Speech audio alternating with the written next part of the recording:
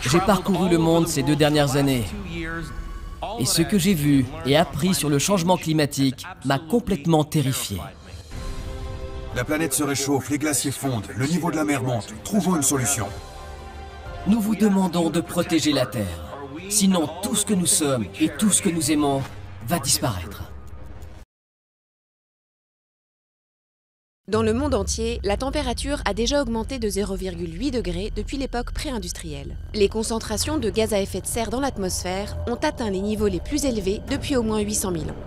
Selon nos capacités à maîtriser nos émissions futures, le thermomètre pourrait encore gagner jusqu'à 5 degrés d'ici 2100, ce qui aurait un fort impact sur la vie sur Terre. Même dans les scénarios plutôt optimistes, l'accélération du réchauffement climatique menace les ressources disponibles en eau potable et la sécurité alimentaire de millions de personnes. Les 4 principales cultures vivrières mondiales, blé, maïs, riz, soja, vont perdre en productivité. Et pourtant, d'ici 2050, il faudrait doubler la production alimentaire pour nourrir les 9 milliards de personnes que comptera la planète. Parallèlement, 20 à 30% des espèces animales et végétales sont menacées d'extinction, les variations de température étant trop rapides pour qu'elles s'adaptent. Pour chaque degré Celsius de réchauffement moyen, le niveau de la mer s'élèvera entre 26 et 98 cm d'ici la fin du XXIe siècle en raison de la fonte des glaces. Cela provoquera des phénomènes migratoires de grande ampleur. Même 30 cm de hausse peuvent avoir un impact considérable, aggravant les phénomènes climatiques extrêmes. Tempêtes, sécheresses, inondations ou glissements de terrain. L'eau des glaciers terrestres se raréfiant, le débit des fleuves va diminuer, pesant ainsi sur la production hydroélectrique ou l'agriculture. Affecter également les océans, les importantes migrations de stocks de poissons vers les eaux fraîches redessinent la carte des zones de pêche, privant ainsi certaines populations d'une ressource alimentaire essentielle. Enfin, les effets cumulés du réchauffement climatique vont exacerber des conflits violents dans certains pays pour des terres ou des ressources en eau. L'inertie du changement climatique est considérable, de l'ordre de plusieurs siècles, et elle est due aux émissions de CO2 passées, actuelles et futures. L'ampleur et l'impact de ces changements dépendront des choix d'aujourd'hui. Gwenaël Floch est maraîcher bio depuis 6 ans. Avec son associé et 2 salariés, il produit des légumes sous serre sur 5000 m² à côté de Rennes. Le dérèglement climatique, pour Gwenaël, c'est d'abord un hiver trop doux qui favorise les ravageurs. Là, on est en plein mois de janvier. Les colonies de pucerons sont déjà bien implantées. Si le redout continue, ça va aller de manière exponentielle. Et puis des fois, il y a des cultures entières qui sont jetées parce qu'elles sont complètement prises par le puceron. On a de plus en plus ce type de problème. Donc, je ne sais pas trop. On va voir comment on va s'adapter. Est-ce qu'on va arrêter de faire certaines cultures? Je sais qu'au printemps, déjà, comme on a des printemps aussi qui sont souvent très précoces, février, mars peut être très très beau. Donc si les pucerons en sortie d'hiver n'ont pas été tués par le froid et qui sont encore présents, c'est la catastrophe. Salades, courgettes, tomates, concombres poussent ici selon les saisons et sont vendus en circuit court. Mais désormais, les attaques d'insectes et de limaces commencent très tôt dans l'année. Pas assez de froid en hiver et pas assez de prédateurs naturels. Avant, il y avait quelques périodes dans l'année où on était embêté. Maintenant, c'est sur une période beaucoup plus large et sur une diversité de légumes de plus en plus grande, quoi. On a un suivi sur la lutte bio, donc ça permet, on essaye de faire du préventif au maximum. Toujours de faire des lâchers d'insectes en début de saison pour que l'auxiliaire soit aussi présent, que si le parasite se développe, qu'il y ait déjà l'auxiliaire qui se développe en parallèle, quoi. Quelques kilomètres plus loin, la ferme de Jean-Paul Ignet. Ici, des plantations de légumes aussi, mais surtout des pommiers, le tout en bio et en circuit court. L'essentiel du chiffre d'affaires provient du cidre produit sur place, mais Jean-Paul Ignet s'inquiète pour son verger. L'hiver, donc on devrait avoir des périodes plus froides pour que ces arbres-là rentrent ce qu'on appelle en dormance, donc pour que la sève descende et ne reste pas dans le branchage. Et puis c'est de moins en moins vrai. Ce Ce qui fait que ça fatigue les arbres. Et du coup, là, on a du mal à corriger ça parce que on ne peut pas jouer effectivement sur l'effet climatique. Pour limiter le dérèglement du climat, l'agriculture a malgré tout un rôle à jouer. Car si elle subit ce changement, elle en est aussi responsable. En Bretagne, elle émet 40% des gaz à effet de serre d'origine anthropique, soit 2 fois plus qu'au niveau national. Changer les pratiques, notamment dans l'élevage, est devenu incontournable. Pourquoi devons-nous changer notre système alimentaire? Chaque jour, vous devez vous nourrir, comme les 7,2 autres milliards d'habitants de la planète. D'ici 2050, 2 milliards de personnes supplémentaires vous rejoindront. Pourrez-vous alors continuer à vous nourrir de la même manière? Observons ensemble 4 exemples de limites de notre système alimentaire. Première limite, une personne sur 3 souffre de malnutrition.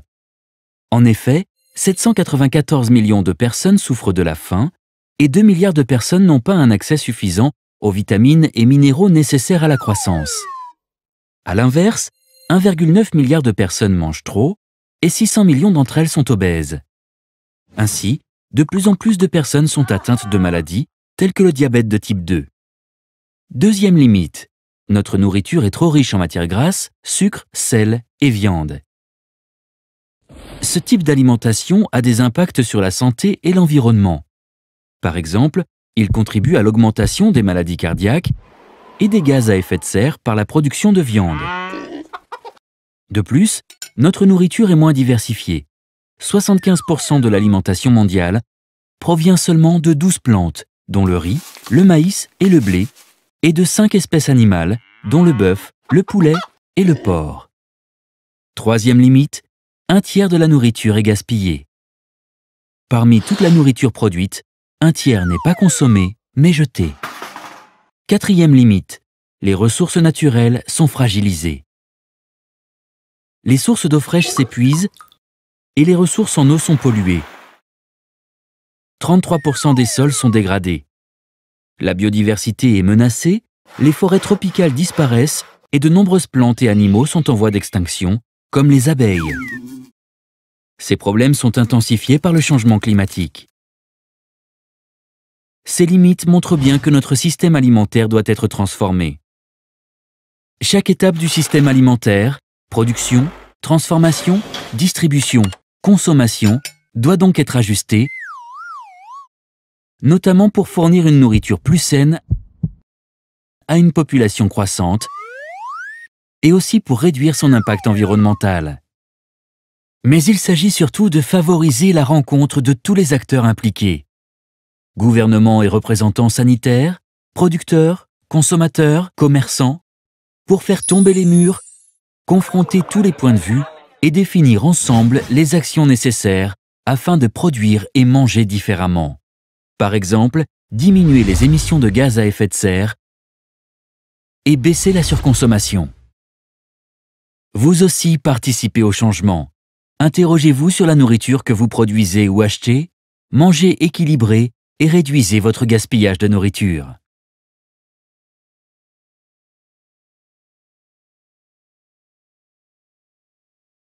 Alors, le thème que je vais aborder dans la conférence est celui de la relation entre notre alimentation et le réchauffement climatique. À savoir que fabriquer des aliments, ça se traduit quand même par des émissions de gaz à effet de serre et la question devient un petit peu de savoir dans notre alimentation comment on pourrait, à travers cette alimentation, réduire les émissions de gaz à effet de serre et on verra parfois, y compris, on peut séquestrer du carbone dans les sols. Alors les émissions de gaz à effet de serre, c'est évidemment l'industrie agroalimentaire, c'est aussi quand nous préparons nos plats, c'est aussi la réfrigération, mais ça c'est les aspects, je dirais, mineurs. Pour l'essentiel, les émissions de gaz à effet de serre dans notre alimentation, c'est l'agriculture elle-même, à hauteur de 57%, et le reste c'est le transport, de l'ordre de 15%, et dans les 15%, assez curieusement, les gens ne le savent pas, mais c'est le transport quand les gens prennent leur voiture pour aller dans un supermarché, déposer leur voiture sur un parking, faire leurs courses et retourner à la maison. Et donc là, effectivement, on pourrait commencer à dire, si on veut limiter les émissions de gaz à effet de serre liées au transport, plus encore que le transport des yaourts, des marchandises qui vont d'un endroit à l'autre de la France ou de l'Europe, c'est déjà réhabiliter le commerce urbain et éviter ce déplacement du centre-ville vers la banlieue avec sa voiture pour ensuite ne transporter qu'un cabas de nourriture. Après, c'est effectivement dans l'agriculture qu'on peut contribuer à réduire les émissions de gaz à effet de serre et à séquestrer du carbone. Réduire les émissions de gaz à effet de serre, c'est réduire les émissions de gaz carbonique, ça c'est éviter les labours et c'est éviter la déforestation. Alors en France, il y a très peu de déforestation, mais quand nous mangeons des poulets qui sont élevés avec du maïs et du soja brésilien et qu'il a fallu déforester la forêt amazonienne pour nourrir nos poulets, nous contribuons malgré tout à la déforestation, même si ça se passe dans les pays du Sud, par exemple Argentine et Brésil. Le deuxième gaz, c'est le méthane. Le méthane, c'est quand les vaches ruminent. Là, effectivement, le méthane est un gaz plus réchauffant encore que le gaz carbonique et c'est la deuxième contribution mondiale au réchauffement climatique. Alors là, il faut être honnête, ce n'est pas tant les élevages du Massif central, ni même les éleveurs bretons, mais c'est surtout les grands ranchs d'élevage Brésil, Argentine, ou alors les vaches sacrées en Inde, qui, vous savez que l'Inde est le premier producteur mondial de lait au monde, mais la production de lait n'est que de 2 à 3 litres de lait par vache, donc ça fait peu de litres de lait par humaine, ça fait beaucoup de méthane par litre de lait, et c'est surtout, j'allais dire, dans ces deux catégories de pays que l'on pourrait assez facilement réduire les émissions de gaz à effet de serre, assez facilement, j'entends sur le plan technique, parce que dire aux vaches sacrées de produire soit davantage de lait ou d'être maniées autrement, ça c'est effectivement peut-être sans doute beaucoup plus difficile. Et puis un gaz dont on parle très peu, qui est le troisième à l'échelle mondiale dans la contribution de l'agriculture au réchauffement climatique, mais qui est le premier dans les pays industriels et en particulier en France, c'est le protoxyde d'azote. Le protoxyde d'azote en France représente plus de 51% de la contribution de l'agriculture française au réchauffement climatique global et au dérèglement. Et là, c'est un gaz qui est émis quand on épand des engrais azotés de synthèse. Donc ça ne concerne pas l'élevage, ça concerne plutôt l'agriculture. Et là, très clairement, le plus facile, techniquement parlant, en France, pour réduire la contribution de notre alimentation au réchauffement climatique, ce serait de ne plus mettre d'engrais azotés de synthèse, de remplacer cette fertilisation chimique par une fertilisation biologique via des plantes qu'on appelle de l'ordre des légumineuses, qui permettent de nourrir des ruminants, qui permettent de nourrir des cochons et des volailles, qui nous éviteraient d'importer du soja en provenance du Brésil, qui nous éviterait de la déforestation au Brésil et qui nous éviterait en France les épandages d'engrais azotés de synthèse et ces émissions de protoxyde d'azote.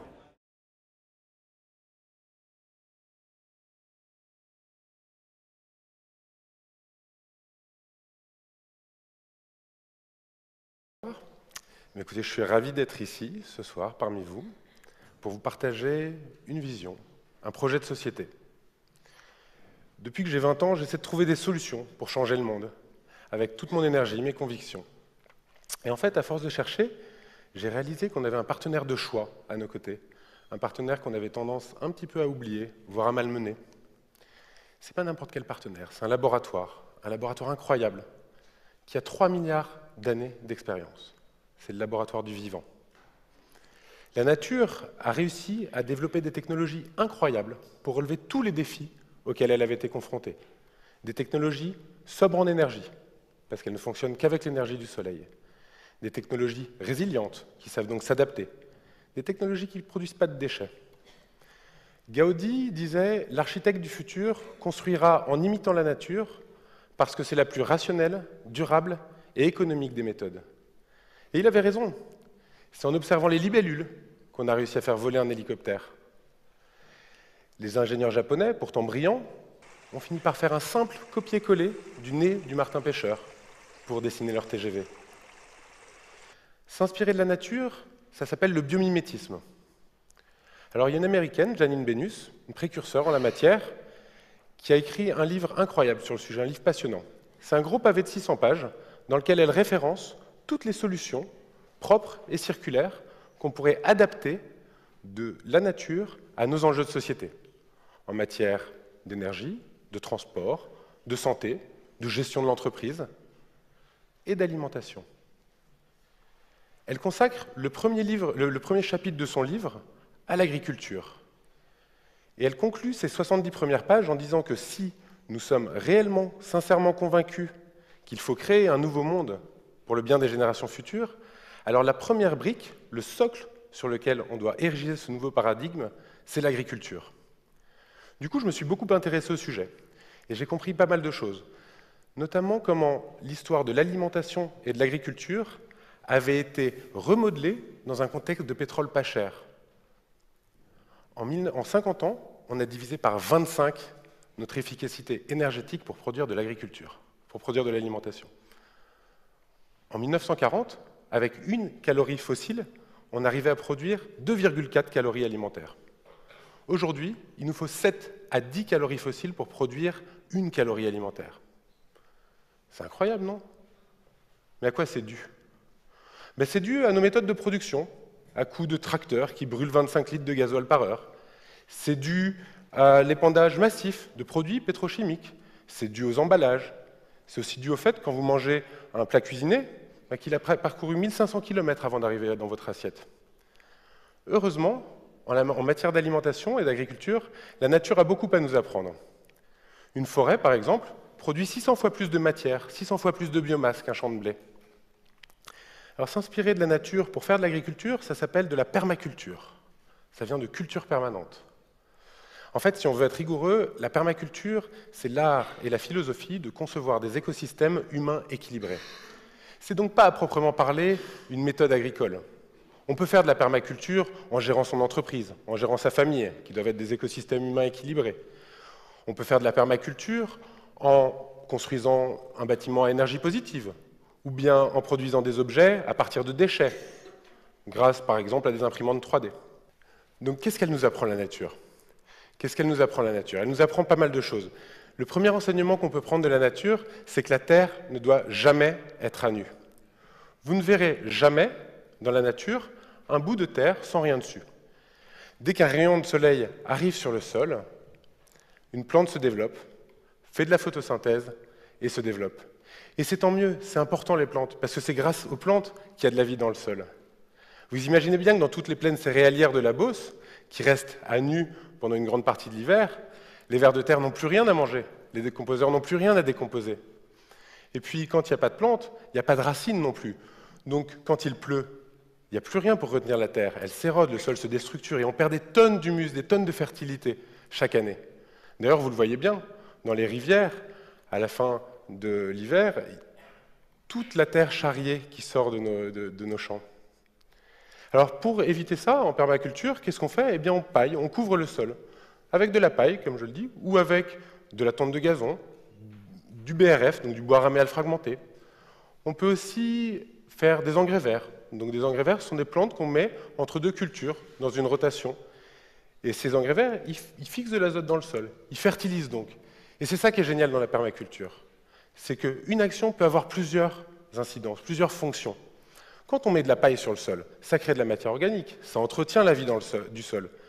Mais ça permet aussi d'éviter la pousse des adventices, les mauvaises herbes, parce que ça opacifie le sol.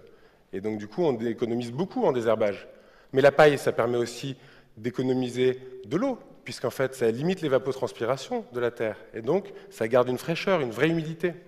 Voilà le type d'idée qu'on peut avoir grâce à la nature pour cultiver. Un autre enseignement de la nature qui est très important, c'est la culture de la diversité. C'est impossible de savoir combien il y a d'espèces vivantes dans 100 mètres carrés de forêt, tellement il y en a. Et c'est ça, c'est justement la clé de la productivité, c'est la diversité. En permaculture, on essaie de faire pareil. Du coup, on essaye d'avoir le plus d'espèces en présence. On fait des associations de culture, on plante des arbres, on essaie de se rapprocher de la forêt comestible. On essaye d'être accueillant pour les insectes, pour les animaux. Pour lutter contre les pucerons, eh ben, on fait confiance aux coccinelles. Et puis pour se prémunir des limaces, eh bien, on compte sur les hérissons ou les grenouilles. Si jamais on luttait de manière chimique contre les pucerons, ben, les larves de coccinelles, elles n'auraient plus rien à manger. Et du coup, elles ne reviendraient plus dans notre ferme. Et l'année suivante, on serait obligé d'utiliser des pesticides. Donc voilà, c'est ce genre d'idée qu'il faut absolument prendre de la nature pour cultiver différemment. Quand je me suis intéressé à ça, en 2010, j'ai découvert la ferme du Bec et Loing.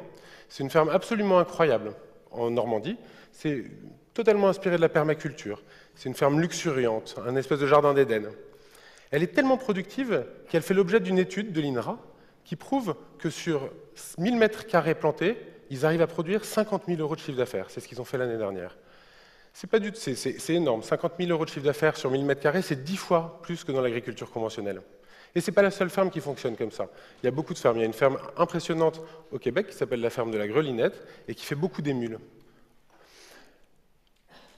Du coup, comme j'étais convaincu de la pertinence et de la puissance du projet, je suis allé voir le directeur de recherche de l'INRA qui mène cette étude au bec et loin, et je lui ai demandé comment est-ce qu'on pouvait aider à dupliquer ce type de ferme sur les territoires.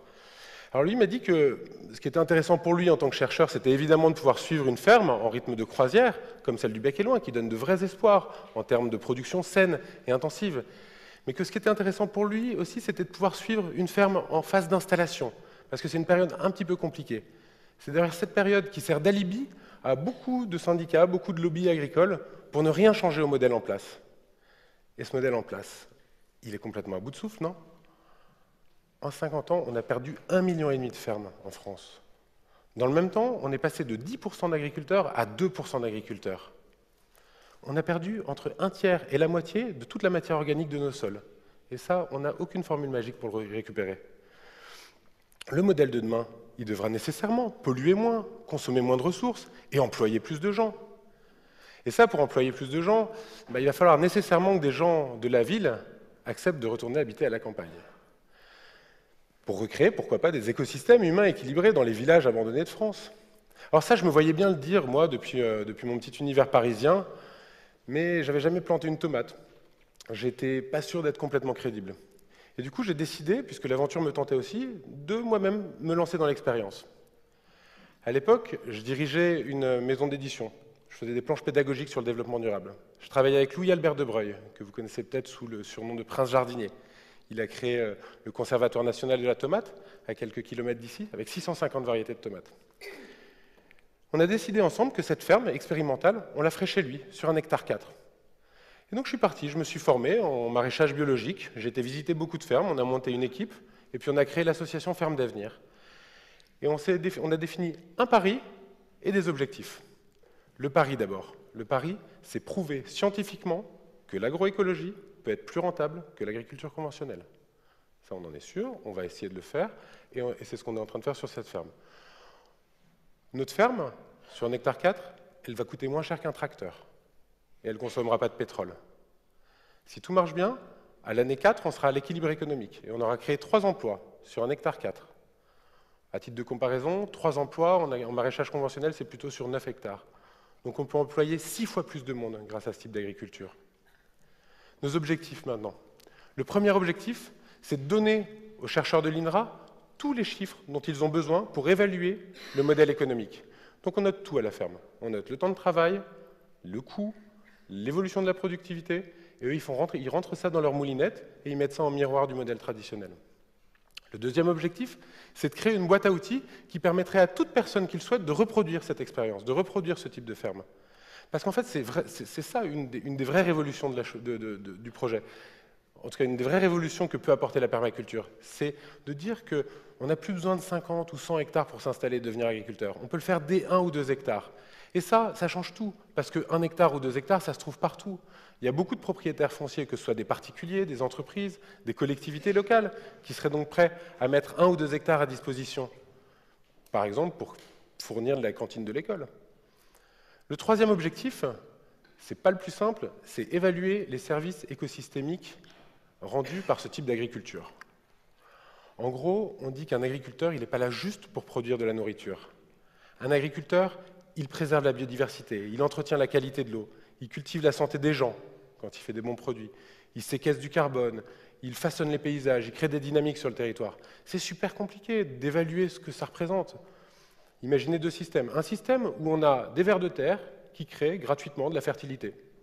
Et un autre système où on n'a plus de vers de terre et où il faut faire cette fertilité artificiellement. Combien de sous il faut pour égaler l'efficacité des vers de terre? Dans la même veine, vous savez sans doute qu'en ce moment, on vit une grosse extinction des abeilles. Et en Chine, en ce moment, ils sont en train de payer des gars qui vont polliniser à la main des pommiers dans les vergers. complètement absurde, non? Donc, pour évaluer tout ça, avec l'association, on a créé un comité scientifique qui évalue les impacts positifs et qui essaie de chiffrer. Et si on y arrive, on pourra convaincre les politiques qu'il est bien plus intelligent de financer maintenant ce type d'agriculture plutôt que de payer dans quelques années des fortunes pour réparer les dégâts. Et d'ailleurs, ils n'ont pas besoin d'attendre nos chiffres pour commencer. Les perturbateurs endocriniens, ça vous parle sans doute. Ça coûte 80 milliards par an à la France. C'est juste dû aux pesticides.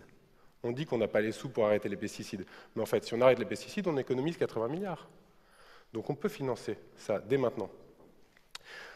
Vous comprenez, on essaie de donner une dimension sociétale, voire politique même un petit peu à notre projet. Et donc, on essaie de l'inscrire dans une réalité économique, parce que c'est la seule condition à laquelle on va pouvoir le répandre et le dupliquer sur les territoires. Et donc, quand on dit ça, il y a un chiffre qu'il faut avoir en tête. C'est que 70% des fruits et légumes en France sont vendus en grande surface ou en hard discount. Et donc, dès le départ, on a voulu associer dans cette démarche la grande distribution, parce qu'on ne pourra pas changer le modèle agricole s'ils ne viennent pas avec nous. Donc, on est allé les voir, et chose surprenante, ils nous ont bien accueillis. Enfin, surprenant. C'est pas complètement surprenant, parce que quand on est allé les voir, c'était la crise des lasagnes à la viande de cheval. Donc du coup, ils étaient en train d'essayer de trouver des solutions pour reconquérir leur public, pour travailler sur la traçabilité de leurs fournisseurs. Donc c'était peut-être un peu de la com, mais pas que, parce qu'en fait, économiquement, c'est très rentable pour eux, c'est logique. Aujourd'hui, ils achètent des tomates qui viennent d'Espagne. Ils savent très bien que quand le baril de pétrole vaudra 300 ou 500 $, les tomates espagnoles seront plus du tout compétitives avec des tomates locales, même bio. Donc voilà, donc très concrètement, on a lancé cette ferme il y a 1 an et demi. On tient nos objectifs, on est très satisfait de voir que la nature est généreuse quand on prend soin d'elle, elle nous le rend bien. Moi j'ai découvert un métier, je suis devenu maraîcher, j'ai mis les mains dans la terre. C'est un métier qui est passionnant, on fait beaucoup de choses, on est au grand air. Moi j'ai perdu 5 kilos, je suis bronzé toute l'année et je suis assez content. Après il ne faut pas idéaliser non plus le métier d'agriculteur, il y a pas mal de choses qu'il faut encore inventer. Le métier d'agriculteur est quand même compliqué. Il faut être assidu, il faut être bon techniquement, il faut être assidu, il faut gérer ses factures, il faut avoir la pêche tout le temps, il faut bien vendre, bien acheter. Enfin, c'est quand même un métier très complet, très complexe. Enfin, il faut être un petit peu un Superman. Et si jamais on veut créer 200 ou 500 000 emplois dans l'agriculture, on ne trouvera pas 200 ou 500 000 Superman volontaires. Et donc, voilà, il y a pas mal de métiers à inventer, et on en a un, on a pensé à quelque chose. Attention, c'est un peu un gros mot. On s'est dit qu'il y a un métier qui n'existe pas aujourd'hui et qui existera demain, c'est le métier de manager de ferme. On pense qu'un entrepreneur bien motivé peut tout à fait créer 5 à 10 micro-fermes comme celle qu'on a créée à la Bourdaissière. Et il mutualiserait ainsi beaucoup de choses. Il mutualiserait l'administratif, la commercialisation, il pourrait mutualiser des outils, un tracteur, un broyeur, une unité de transformation, pourquoi pas. Ce métier, on l'a appelé payiculteur, parce qu'on pense que c'est quelqu'un qui va cultiver un pays, qui va cultiver quelque chose de très local, qui va s'impliquer sur son territoire. Et ça, c'est quelque chose qui manque. Donc voilà, c'était un petit peu le projet dont je voulais vous parler ce soir. Et il me semble que tout le monde, on peut tous participer à cette dynamique. Il y a pas mal de gens qui sont en recherche de sens, qui se disent que dans leur travail, ils ne savent pas vraiment à quoi ils servent à la société, et qui aimeraient peut-être, pourquoi pas, habiter à la campagne. Eh bien, ils peuvent essayer de devenir payiculteurs, maraîchers, à temps partiel, pourquoi pas. Ils peuvent inventer d'autres métiers, dans la distribution, dans la transformation. Ceux qui n'ont pas forcément envie de changer de métier, vous pouvez toujours consommer local et bio. C'est super important. On dit que consommer bio, ça coûte cher. Mais en fait, ça coûte pas cher. C'est juste que la malbouffe est complètement subventionnée, vous le savez. On la paye plusieurs fois, on la paye dans nos impôts, avec la PAC, avec les dépenses de santé induites. Et puis, il y a un autre levier qui est important, c'est financer ce type d'activité. Parce que les banques conventionnelles n'aiment pas, enfin, les banques conventionnelles aiment l'agriculture conventionnelle. Et donc, il y a quelques années, en découvrant ça, j'ai monté une plateforme de financement participatif qui s'appelle Bluebees. Et on permet à des internautes, à des citoyens, selon les projets, soit de donner, soit de prêter à des projets de ce type-là, des projets d'agroécologie. Et grâce à ça, quand vous prêtez, vous pouvez toucher 2 à 3% d'intérêt. C'est 2 fois, 3 fois le livret A. C'est quand même mieux que de laisser son argent à un banquier qui va financer des plateformes offshore en Antarctique, non? Donc, avec votre matière grise, avec vos bras, avec votre portefeuille, avec votre assiette, vous pouvez tous participer à ce mouvement. Et pendant ce temps-là, nous, on va continuer d'expérimenter, de créer des projets, de développer des emplois. et de faire du lobbying auprès des politiques, pour qu'ils accompagnent ce mouvement avec des politiques incitatives, des aménagements fiscaux. On est peut-être moins fort que les lobbies, on a moins d'éléments de persuasion que les lobbies alimentaires, mais on est tellement plus nombreux. Et le monde qu'on promeut est tellement plus désirable, non?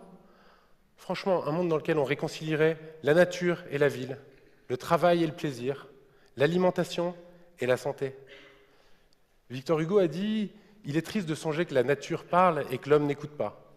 Mais je vous propose, une fois n'est pas coutume, qu'on fasse mentir Monsieur Hugo et que tous ensemble, on construise une société de bon sens, un monde résilient et fertile. Merci. Le jardin, étymologiquement, c'est un enclos destiné à protéger le meilleur. Le jardin, c'est aussi un espace pour semer et pour s'aimer. Le jardinier, courbé, qui regarde la terre, qui la travaille, il va donner, il va aussi recevoir, et il console l'humanité d'une partie de ses maux. Je suis ce qu'on appelle un entrepreneur social. Ça veut dire que j'ai été formé en sociologie et au travail social, mais je n'ai jamais véritablement fait ce travail-là, j'ai toujours monté des entreprises dites solidaires.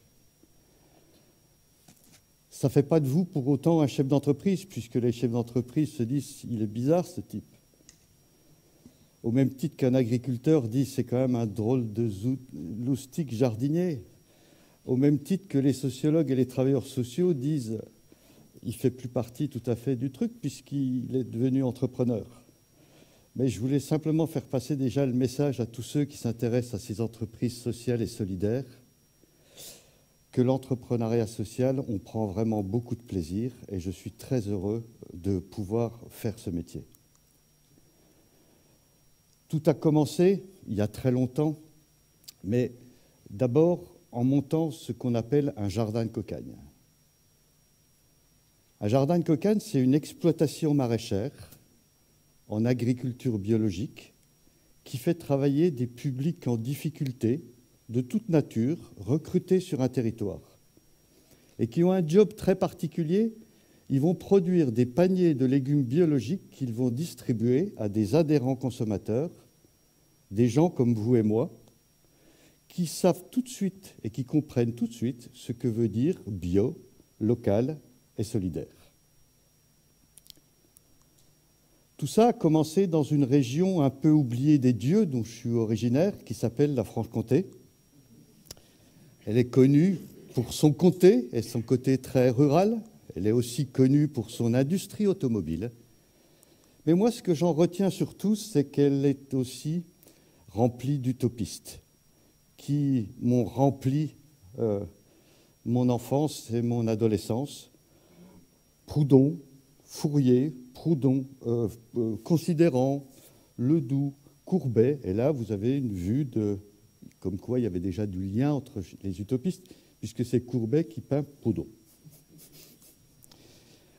Tout ça, ça aurait pu rester une petite initiative provinciale, mais à un moment donné, je me suis retrouvé à une espèce de nomade jardinier qui devait répondre à des demandes qui venaient de partout, parce qu'il y a eu une couverture presse assez relativement importante de ce premier jardin de cocagne. Donc je me suis vraiment planté, si je puis m'exprimer ainsi, pour mon retour à la terre, puisque je me suis retrouvé à passer beaucoup plus de temps dans les TGV à aller aider des tas de porteurs de projets. Mais c'était magnifique de faire toutes ces rencontres d'agriculteurs qui avaient envie de changer de vie, de pouvoirs publics qui avaient envie d'orienter différemment les choses et qui avaient envie de monter des entreprises qui puissent correspondre aux gens en difficulté sur leur territoire. Toute une série de gens qui avaient envie et qui m'ont passionné, que j'ai accompagné. Et tout ça, je n'ai pas le temps d'en faire toute l'histoire, mais ça donne aujourd'hui 130 jardins de cocagne en activité et pratiquement 25 000 paniers qui sont livrés chaque semaine à des adhérents consommateurs et plus de 5 000 personnes qui ont retrouvé une activité, qui travaillent dans ces jardins de cocagne, 4500 dits en insertion, et puis 800 qui sont des personnels dits d'encadrement. Accepter de gérer un jardin de cocagne, c'est une drôle d'aventure. C'est une drôle d'aventure parce que c'est un projet qui est à la fois économique, qui est à la fois écologique et qui est à la fois social. Et une fois qu'on a dit ça, on a cité les 3 grandes sœurs ennemies du développement durable qui se détestent mais qu'il faut faire cohabiter. Donc, il faut apprendre à devenir ce qu'on appelle un gestionnaire de tension. Et vous serez toujours frustré en interne et en externe.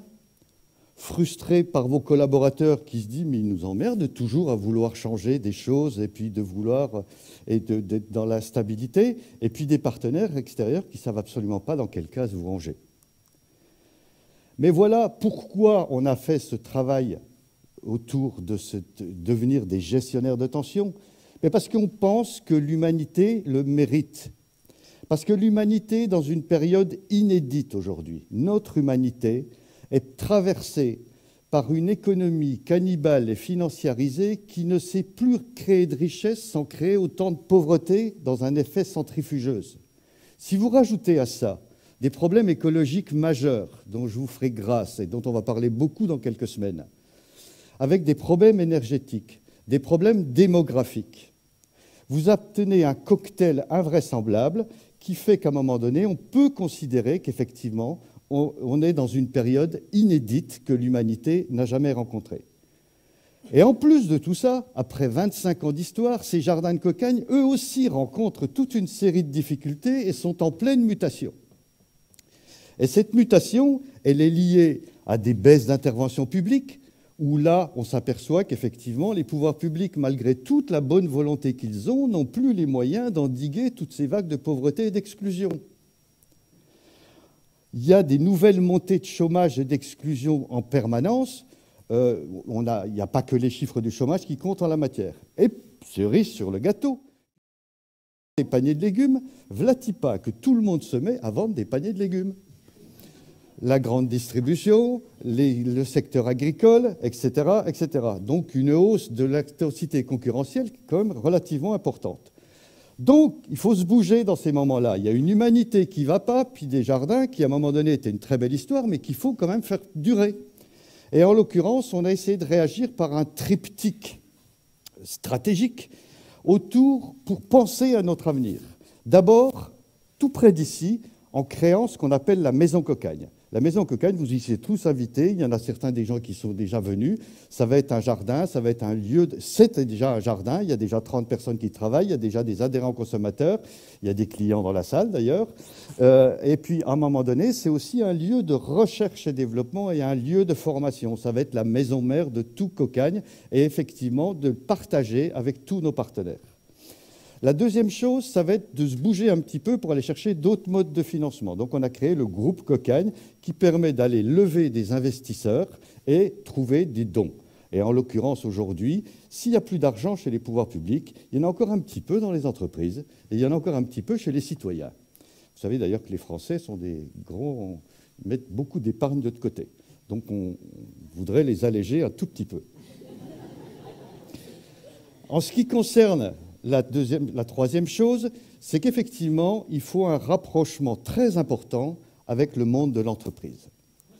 Ce monde de l'entreprise, dans ce moment, je parlais de période inédite, d'humanité qui rencontre une période inédite, il faut inventer des alliances inédites.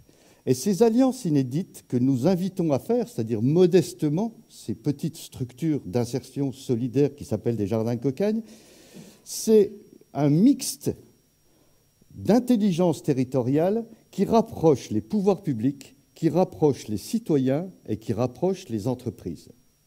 Et il n'y a pas tant d'initiatives qui sont capables de le faire. Parce que les pouvoirs publics, les citoyens, les entreprises, c'est comme mes 3 sœurs ennemies de tout à l'heure. On ne peut pas dire que les pouvoirs publics ont une vision idyllique de l'entreprise, qu'ils leur rendent bien. En même temps que les citoyens peuvent aussi dire toute une série de mauvaises appréciations des deux autres. Mais pour autant, c'est la nature du projet, le sens sur le territoire, qui va donner la possibilité à ces gens qui naturellement n'auraient pas fait d'alliance d'aller et de le faire. Mais pour faire des alliances, encore faut-il bien se connaître, se reconnaître, s'apprécier, casser les représentations dégradées qu'on a des uns des autres.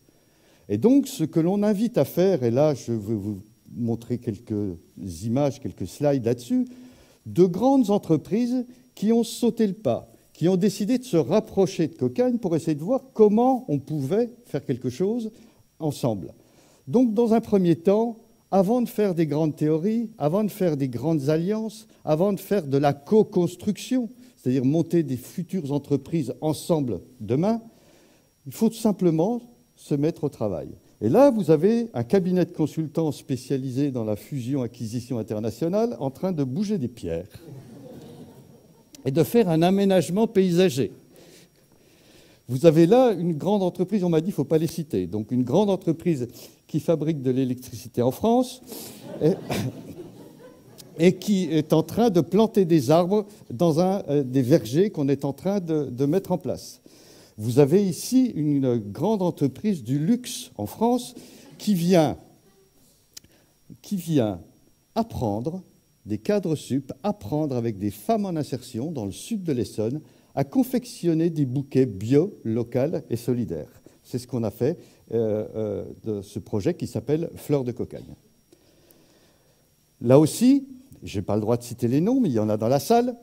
On a aussi des relations très abouties avec des entreprises, des grandes entreprises, qui vont nous aider à concevoir un restaurant dans cette maison Cocagne. Un restaurant, il ne s'agit pas de réinventer n'importe quoi, mais quelque chose d'un concept qui ressemble à Cocagne, toujours avec ce côté social, toujours avec ce côté écologique, toujours avec ce côté économique. Moi, ce que je voulais aussi vous attirer votre attention, c'est sur cette photo. Ça, c'est une équipe dite en insertion sur un jardin. Cette équipe qui vient de recevoir une grande entreprise, et les femmes et les hommes qui la constituent, ceux de Fleurs de Cocagne, racontent toujours la même chose le lendemain. Enfin, on a pu rencontrer, on a eu une mise en scène possible avec des grands cadres d'entreprise qui ne nous ont pas pris pour des moins que rien, qui nous ont appréciés, à qui on a même appris à confectionner des bouquets, avec qui on a créé véritablement des liens. Les gens de la grande entreprise ne raconteront plus de bêtises sur tous ces gens en insertion, qui seraient, selon certains, un ramassis de feignants qui veulent glander avec des minima sociaux. Vous êtes un feignant quand vous venez à 7 h du matin, courbé, faire un gros travail dans un jardin de Cocagne? Absolument pas. Et donc, à un moment donné, ces gens-là, la suprême difficulté qu'ils rencontrent, c'est qu'à un moment donné, la pauvreté et la misère vous amènent dans un truc incroyable, c'est que vous finissez par vous détester vous-même. Et il faut réapprendre à s'aimer. Et quand je dis réapprendre à s'aimer dans un jardin, ce n'est pas qu'un jeu de mots, c'est aussi à un moment donné, on ne peut rien envisager dans sa vie si à un moment donné, on ne peut pas retrouver un minimum d'estime de soi. Donc, toutes ces entreprises qui viennent, j'aurais pu en citer encore d'autres, pardon, je vais trop vite. Des exemples, certaines viennent aujourd'hui, parce qu'elles nous connaissent bien, chercher des futurs collaborateurs. Je pense à des hypermarchés. Je pense à d'autres avec qui on a atteint des degrés très importants avec l'entreprise que j'appelle de co-construction. C'est-à-dire qu'on n'est pas sur un coup, on n'est pas dans un one-shot, on est en train d'en prendre pour 15 ans et 20 ans ensemble. Et je pense à un grand groupe avec lequel nous montons des nouveaux jardins de Cocagne sur des délaissés qui sont des délaissés de terrain en bordure d'autoroute dans différents endroits de France et qui se déclinent différemment. Quand c'est en région centre, ça sera un jardin de Cocagne. Quand c'est dans le sud de la France, on est en train de planter des oliveraies, etc. Donc vous voyez bien tout le bénéfice pour l'entreprise et tout le bénéfice pour Cocagne. Et en l'occurrence, je voulais simplement dire, pour conclure, que sur ce plateau de Saclay, si Cocagne est venu, c'est toujours pour continuer son métier. Continuer son métier, d'aller au plus près des grands exclus, de leur retrouver une fonction, de leur retrouver un travail, de les accompagner. On ne peut pas le faire seul, il faut le faire avec ces alliances. Et je voulais simplement dire que ce plateau de Saclay qui est en train de rassembler, on en a vu jolis fleurons aujourd'hui, toutes ces grandes entreprises qui peuvent laisser penser à un moment donné que l'avenir ne sera que technologique. Je suis simplement modestement venu vous dire, l'avenir ne sera pas que technologique, il y aura besoin de solidarité, il y aura besoin de bienveillance et il y aura besoin de liens. Alors, comme on dit à Cocagne, ensemble, cultivons la solidarité.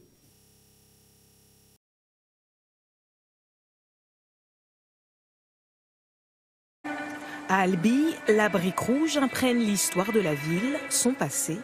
Mais pour l'avenir, la cité épiscopale a choisi le vert, celui de l'abondance. D'ici 2020, elle veut conquérir son autosuffisance alimentaire, autrement dit, produire localement de quoi nourrir elle-même ses 50 000 habitants. Et un homme est prêt à relever ce défi, Jacques Morla. Allez, le dernier pied. Ancien chef d'entreprise, il s'est lancé dans l'aventure il y a 2 ans.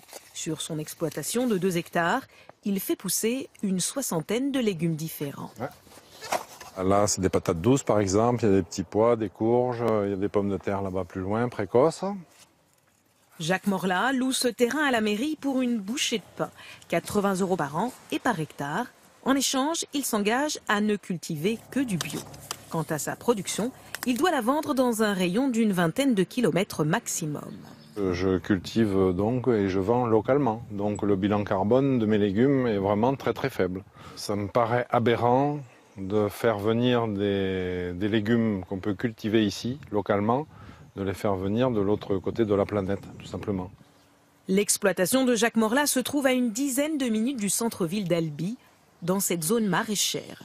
Pour son objectif d'autosuffisance, la mairie préempte les terrains et les confie à de jeunes agriculteurs, comme Dominique Anaïs. Il y a 2 mois, la jeune femme a quitté Paris et son emploi dans l'industrie pour planter des légumes de toutes sortes. Première étape, elle doit préparer son terrain. Je me sens confiante dans cette tâche, même si elle paraît difficile. J'ai le sentiment de contribuer à aller dans le bon sens. Autosuffisance en 2020, on va voir, ça sera peut-être 2019, ça sera peut-être 2021, 2022. Bonjour Monsieur Boite. Pour l'adjoint au maire chargé du dossier, l'objectif de 2020 vise surtout à faire bouger les mentalités. C'est correct, hein. Je ne suis pas complètement idiot et je me doute bien que d'ici 2020, tout ne sera pas mis en place. Néanmoins, c'est faire prendre conscience à toute la population que peut-être en réorientant leurs achats eux-mêmes vers du local, ils peuvent favoriser ce que nous mettons en place. Et bonjour. Et la demande est là. À peine cueillis, les légumes de Jacques Morla sont déjà vendus. C'est bien d'avoir contact avec un producteur et d'avoir des produits frais surtout. C'est un goût qu'on retrouve, le goût de notre enfance, enfin des légumes d'antan. Ce qui est important, c'est d'avoir une autosuffisance locale. Donc si on ne les encourage pas, comment on y arrivera, quoi. Des maraîchers d'un côté, des jardins partagés de l'autre. À Albi, une révolution verte est en marche. Pas un quartier sans un massif de légumes.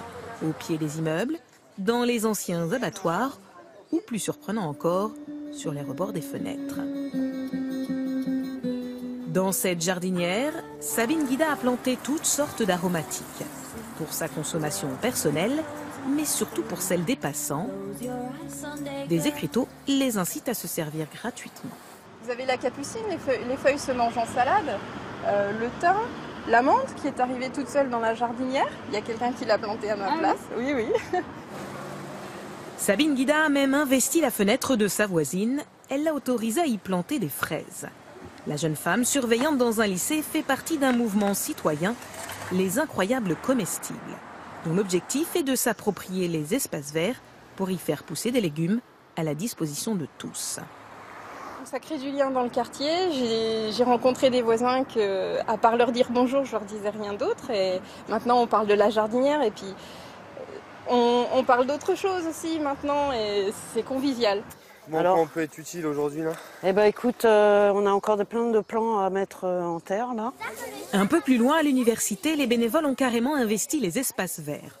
Une fois par semaine, ils se retrouvent pour l'entretien de leur jardin. À leur manière, il contribue à l'objectif d'autosuffisance alimentaire. On fait des jardins et on se relie ensemble à créer une nouvelle façon de penser la nature en ville. C'est ce qui va nous permettre de pousser les gens à promouvoir le consommer local. Là aussi, les légumes sont gratuits à la disposition de tous, des bénévoles comme des passants. Raphaël vient de manger des framboises, on a mis des graines de radis. Voilà, ça marche dans tous les sens. Ça aide vachement parce qu'en supermarché, les prix, c'est pas toujours ce qui nous va, quoi, nous étudiants. Puis là, au moins, ça fait plaisir parce que c'est nous qui l'avons fait pousser et on sait vraiment d'où ça vient, quoi. Planté il y a 3 ans, le jardin de l'université permet aujourd'hui à une 50aine d'étudiants de manger bio. Une éducation au bon goût qui, ici, commence très tôt.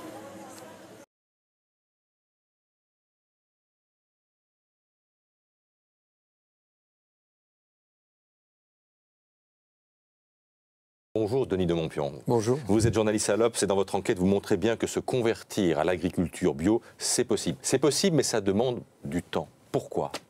Ça demande du temps parce que on est aujourd'hui dans une situation où pas mal de sols sont saturés de pesticides, d'insecticides, d'intrants, de tous ces produits phytosanitaires qui ont fait la fortune de certains producteurs depuis les années 70-80. Et eh bien, les sols ont besoin de se reposer. D'ailleurs, il y a des régions, je pense au Lot-et-Garonne, où par exemple, vous visitez certains coins de ce département, eh bien, l'agriculture se fait hors sol, c'est-à-dire que les sols sont recouverts de toiles, on les laisse des années et des années reposer, et les tomates, les fraises, etc., et autres concombres également, poussent dans des bacs à 1 mètre de distance du sol, ce qui est totalement incroyable dans une région comme la France, qui est quand même riche pour son agriculture et ses températures. Alors ça demande des sacrifices aussi pour les agriculteurs, parce que 1 hectare d'oignons bio, vous écrivez qu'1 hectare d'oignons bio, c'est 500 heures de travail, alors que 20 heures suffisent dans l'agriculture classique. Ben oui, effectivement, puisque comme cet agriculteur de Lens que j'ai rencontré, et tant d'autres, que ce soit dans le Cher, la Nièvre, etc., en effet, il y a une chose qu'ils ne peuvent pas faire quand on produit des oignons ou des carottes bio, c'est désherber avec, évidemment, des produits toxiques, des herbicides. Donc, effectivement, ça nécessite de la main-d'œuvre. D'ailleurs, cet agriculteur et son fils, qui a 17 ans, racontent que le matin, il faut se lever à 6 heures et de 6 heures à midi, être dans les champs à désherber les hectares d'oignons. Alors évidemment, ça nécessite du temps, de la main-d'œuvre, de l'abnégation. Mais bon, c'est pour. Et de l'investissement. Et tout ça, ça coûte effectivement plus cher. Est-ce que le consommateur aujourd'hui est prêt à dépenser plus d'argent pour mieux s'alimenter ? Alors écoutez, ce qui est intéressant, c'est qu'il y a d'ailleurs dans l'Obs de cette semaine une interview de Mélanie Laurent et Cyril Dion, qui donc ont réalisé ce film Demain, qui risque d'être primé d'ailleurs en fin de semaine, et qui est un petit peu sur ce retour un peu à la terre. Et ce qui est extraordinaire, c'est qu'il montre bien, ainsi que les agriculteurs d'ailleurs, comment un produit bio que vous allez acheter, mettons 10 €, si vous le payez moins cher en conventionnel, c'est-à-dire quand un produit a poussé avec des intrants, etc., vous le payez de toute façon d'une autre manière. Comment ? Sur le plan environnemental, puisque ensuite il faut nettoyer les sols, sur le plan de la santé, souvent, sur le plan de l'emploi, parce que si un agriculteur bio fait appel à de la main-d'œuvre, eh bien, le conventionnel, lui, certes, il fera cette économie-là, mais on le paiera, nous, consommateurs, de toute façon, chez Pôle emploi.